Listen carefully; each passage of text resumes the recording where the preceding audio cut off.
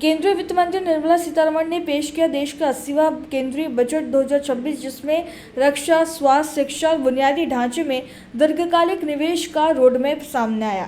Budget में 7 high speed rail corridor, tier 2 व tier 3 शहरों के विकास के लिए 12.2 lakh crore, 3 Ayurvedic AIIMS, 5 medical hub और शिक्षा संस्थाओं में कंटेंट क्रिएटर लैब जैसी घोषणाएं प्रमुख रही। हालांकि आयकर स्लैब में बदलाव नहीं होने से मध्यम वर्ग को राहत नहीं मिली। रक्षा बजट 7.85 लाख करोड़ किया गया।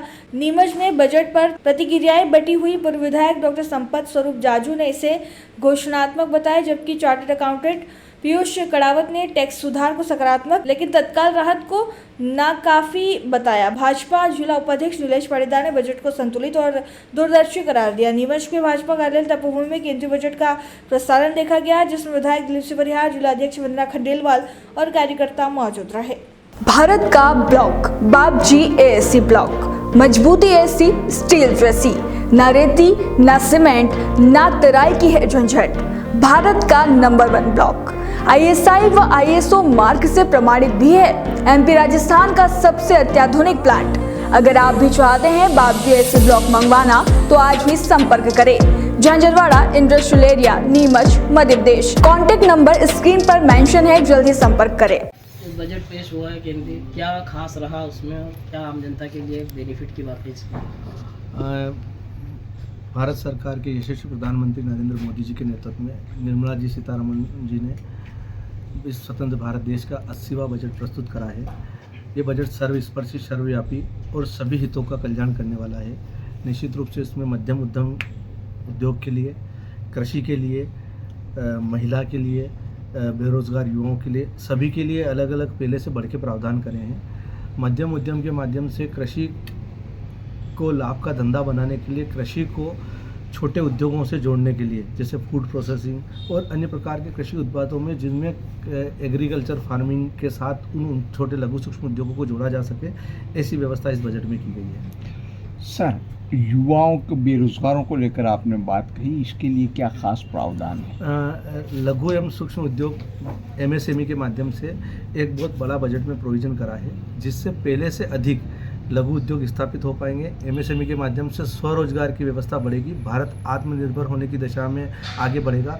निश्चित रूप से ये बजट केवल बजट ही नहीं है, ये भारत सरकार का विज़न और नरेंद्र मोदी जी का 2047 का जो विज़न है उसको परिलक्षित करता है। सर, टैक्स को लेकर किसी प्रकार की राहत दी गई? टैक्स में जो सामान्य 12 लाख का स्लैब था उसी को वर्तमान में यथावत रखा है, परंतु उसके अंदर जो भी तकनीकी खामियां या जिसे मान सकते हैं कि उसको सरलीकरण करने की ITR के इनकम टैक्स रिटर्न्स के फॉर्म में, उसके अपीलों के प्रावधानों में बहुत सरलीकृत कर दिया गया है। सर, उद्योग धंधों को लेकर और क्या खास? उद्योग धंधों को प्रोत्साहन देने के लिए सूक्ष्म उद्योगों को विशेष रूप से प्रोत्साहन के लिए सरकार ने प्रोविजन करा है, और बड़े उद्योगों के लिए, उनके लिए उद्योगों को स्थापित करने के लिए एक अच्छा वातावरण निर्मित हो। सिंगल विंडो के माध्यम से हर प्रकार की उनको एनओसी जारी हो जाए। भारत सरकार की जो सब्सिडाइज पॉलिसी है उसमें अधिक तक उनको अनुदान दिया जा सके, इस प्रकार की उसमें।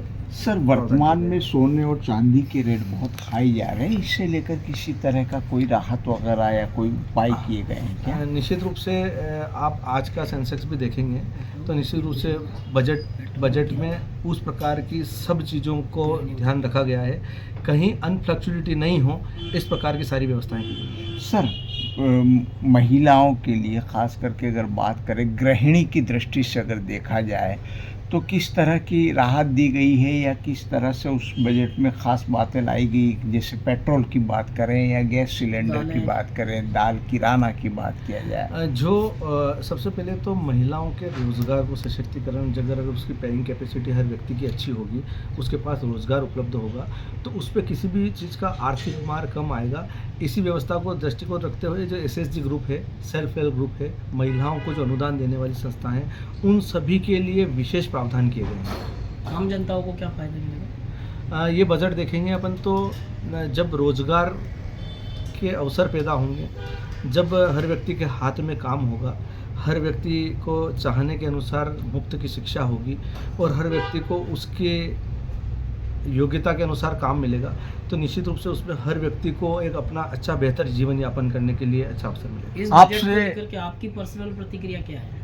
बजट सर्वस्पर्शी है, सर्वव्यापी है। जैसे मोदी जी का विकसित भारत है कि सबका साथ, सबका विकास, सबका विश्वास और सबके प्रयास से इस देश को उन्नत बनाना है, उसी दिशा में बजट है। कर सलाहकार के नाते आप क्या देखते हैं, जेब पर वजन पड़ेगा कि जेब हल्की होगी? नहीं, जेब पे वजन पड़ने का कोई इस प्रकार का कोई मंशा है नहीं सरकार की। जेब पे वजन कम कैसे हो, कामों का सरलीकरण कैसे हो और हर व्यक्ति करदाता अपने आप का आत्मसम्मान के साथ बेहतर महसूस करे, उसको सरलीकृत कर प्रणाली से गुजरना पड़े, इस प्रकार की व्यवस्था की गई है। आपका शुभ नाम? नीलेश पाटीदार, भारतीय जनता पार्टी जिला उपाध्यक्ष और बजट कार्यक्रम संयोजक। सर, आज केंद्रीय बजट पेश किया गया है, किस तरह से बजट का विश्लेषण करते हैं आप? देखिए, ये देश का 80वां बजट है और निर्मला सीतारमण जी का 9वां बजट है। निर्मला सीतारमण जी पिछले 6-7 बजट से जो बात बोल रही हैं और प्रधानमंत्री मोदी जी भी बोल रहे हैं, तो उनने बजट की परिभाषा ही बदल दी है। बजट होता है प्रत्येक वर्ष का लेखा जोखा, और उस बजट के अंदर उस वर्ष में आपने क्या गेन किया, कितनी इनकम हुई, उसका खर्च कहाँ करेंगे, उसका दिया जाता है। पर निर्मला सीतारमण जी के जितने भी विगत दिनों वर्षों में बजट हुए हैं, उनने हमेशा एक बात बोली है कि हम विकसित भारत 47 को देख के बजट बना रहे हैं। भाई, विकसित भारत 47 को देख के बजट एक विज़न हैगा, उस विज़न के हिसाब से आप करिए काम। परंतु जो पूर्व में आपने घोषणाएँ की, जो विकसित भारत के लिए वो किया, उनके बारे में आपका क्या कहना है कि धरातल पर वो कहाँ है और कहाँ पर लागू है, चाहे कुछ भी हो। तो ये तो एक बात हो गई कि बजट की परिभाषा किस तरह से बदली है 2047, और उसी को लाइन पे भारतीय जनता पार्टी की सरकारें चल रही हैं।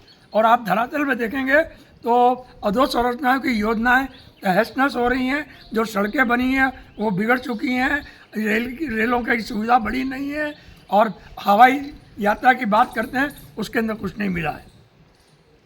बजट के अंदर 2 तरह की योजनाएं आती हैं, एक आती है व्यक्तिगत लाभ की योजनाएं और दूसरी आती है क्षेत्र विकास के लिए अधोसंरचनाओं को विकसित करने की योजना। यहाँ दुर्भाग्य ये है कि सबसे ज़्यादा क्या होता है, लोगों का इंटरेस्ट व्यक्तिगत लाभ की योजना में होता है कि हमें व्यक्तिगत लाभ क्या मिलेगा, और उसमें भी सबसे प्रमुख होता है इनकम टैक्स के अंदर हमें क्या छूट मिल रही है और क्या नहीं मिल रहा है। तो दुर्भाग्य है कि इस बजट के अंदर उनने इनकम टैक्स रिजिम के अंदर कोई बदलाव नहीं किया है, और जो चीज़ें बोल रहे हैं कि 3 महीने बढ़ा दिया, आगे कर दिया, पीछे कर दिया, ये एक केवल लॉलीपॉप और भ्रमित करके जनता को मूर्ख बनाना का आएगा। जहाँ तक सवाल आता है अधोसंरचनाओं का, तो मैं आपको ये बात करता हूँ कि अधोसंरचनाओं के अंदर रेल, आपका दूसरा हवाई यात्रा, सड़क और पर्यटन, ये चीज़ें ऐसी आती हैं कि जिसके अंदर आपको लाभ मिलना चाहिए कि आपके क्षेत्र को भी क्या मिला।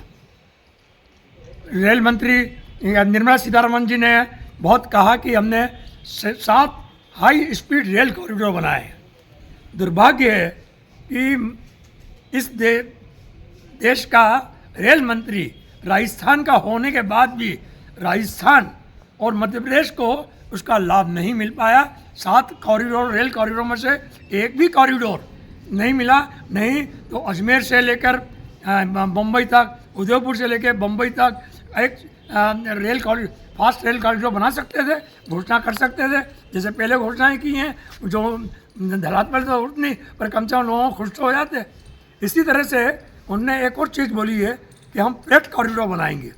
मैं आपको याद दिलाना चाहता हूँ कि नीमच और मंदसौर जो ज़िला है, ये संसदीय क्षेत्र है, वो ऑलरेडी एक फ्रेट कॉरिडोर स्वीकृत हो चुका था आज से वर्षों पहले, 10 पूर्व। वो था दिल्ली मुंबई सुपर कॉरिडोर था, फ्रंट कॉरिडोर था, जिसके अंदर रेलवे की तीसरी लाइन फ्रेट कॉरिडोर के लिए डलना थी। उस पर आज तक काम नहीं हुआ और वो नहीं हुआ।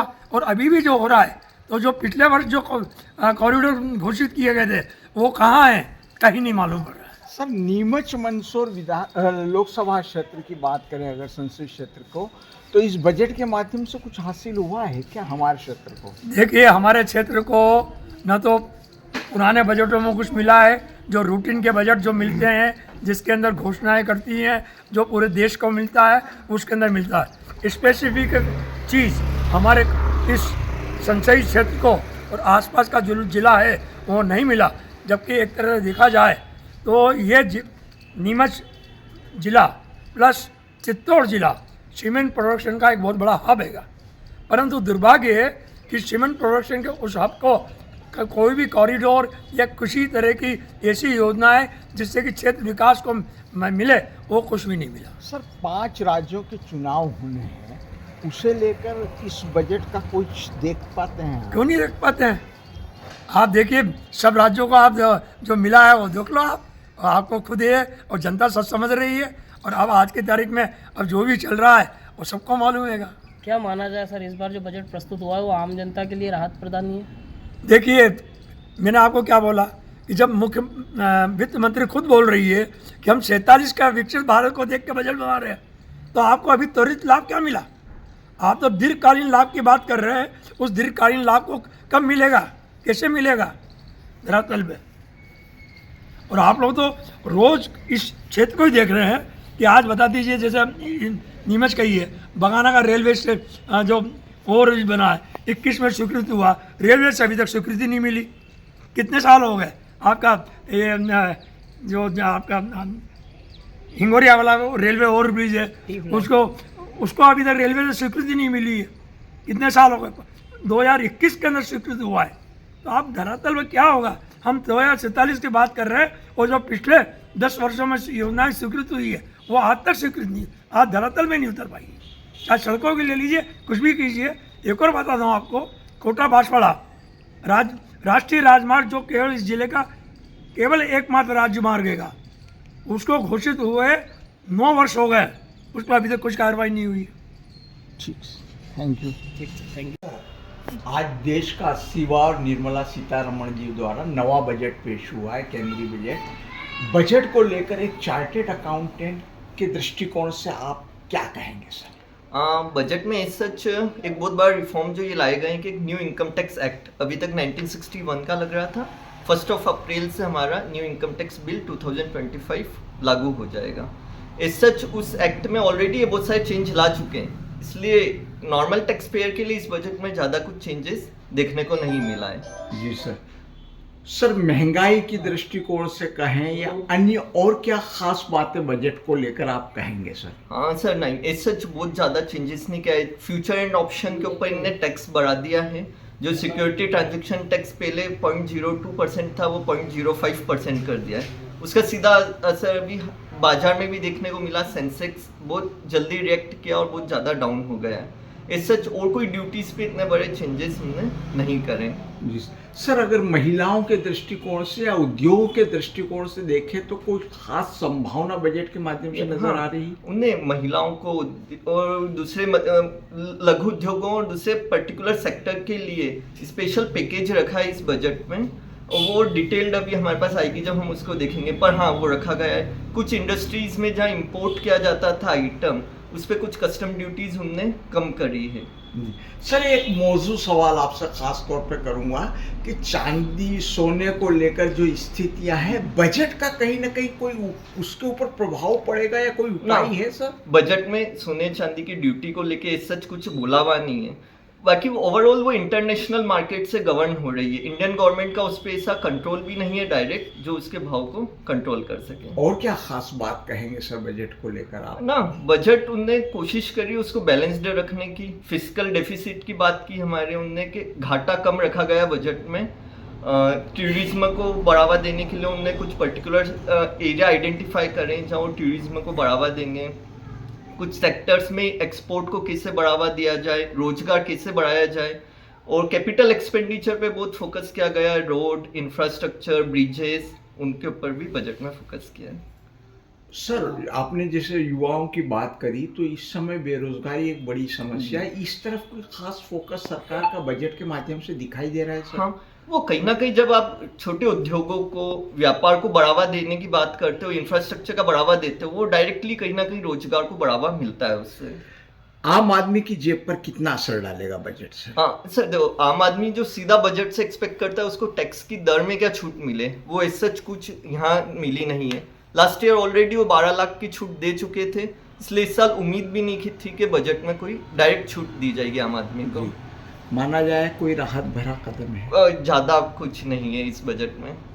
आपका शुभ नाम सर? सीए पीयूष करावत। Thank you.